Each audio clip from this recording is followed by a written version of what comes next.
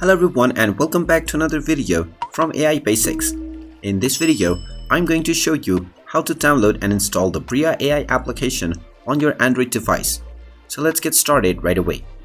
Now, since there is no official Bria AI application for your smartphone, you will need to install the web browser version. So open up your Chrome or any internet browser that you use. And once you open it up, tap on the URL box and enter bria.ai. Now, once you are inside the Bria AI website, once you're in the Bria AI homepage, you can proceed with logging into your account if you wish to do so. But in order to install the application, you can directly tap on the three dots at the top right corner of your web browser, and then from this page, you can tap on Add to Home Screen. This will now ask you to give a name to your application. Simply type in Bria AI and tap on the Add button. And now you can simply add this into your home screen by dragging it or by tapping on the Add button. And there you have it.